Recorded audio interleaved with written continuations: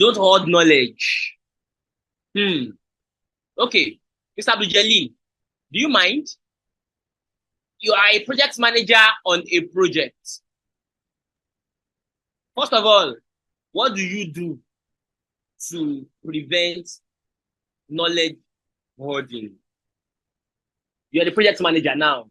What would you do to ensure that knowledge is not being hoarded on your project?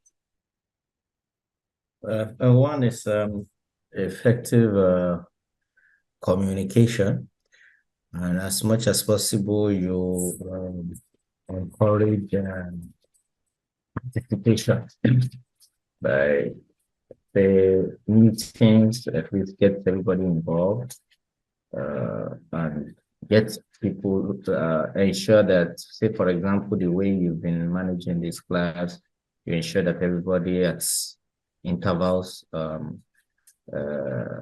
you ensure inclusiveness, basically, right? Then Sorry, I missed the last point. I said inclusiveness. Okay. You ensure inclusiveness. Then in communicating, there should be a channel. There should be a defined channel where all the team members get the same information, even though there can be some the org structure for the team will be functional rather than hierarchy for me. Okay, yes. Thank you. Mr. Lako, now you have been brought afresh to come and manage a project that is not in the middle of a project. They change, project managers can be changed in the middle of a project, So, and the one thing you have realized that the culture on the project is very awkward. People have siloed knowledge. I don't know if you understand what I mean by siloed knowledge. The knowledge is in silos. It's not flowing amongst themselves. Can you tell me what are those things you would work on? What would you do? Mr. Lako, over to you. Okay. In order to aid knowledge sharing, right? Yes, please. Okay. Yeah. First and foremost, I will check the team charter to know what was documented on communication and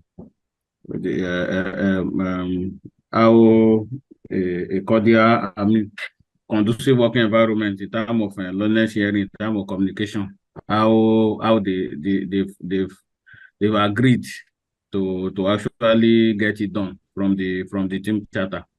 So if that is, I now discover that okay, it wasn't properly addressed, so we just try to start it from there. So like trying to run an inclusive program in such a way that okay, we are going to review this part of the team charter so that we can document the values, the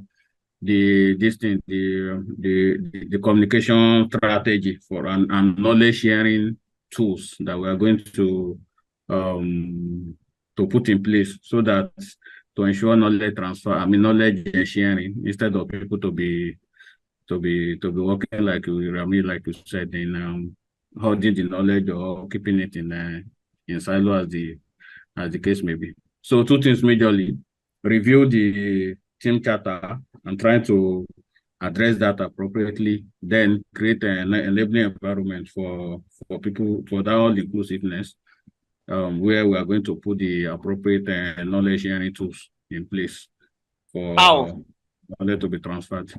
No, different means actually is to empower them. Part of it is actually empowerment. Part of it is enhanced communication in between intra and inter-team communication. So maybe face-to-face, maybe through regular meetings or stand-ups or as the case may be. So we can just create a session whereby we do something like an internal training. Okay, run us through what are you doing now? What are the special skills that you are using to run this particular program? So, the sources that you've recorded so far, what are the success story and how were you able to weather the storm? So all these little interactions and what have you will aid knowledge transfer within and both intra and inter team members. Thank you. Interesting. Interesting. Thank you very much.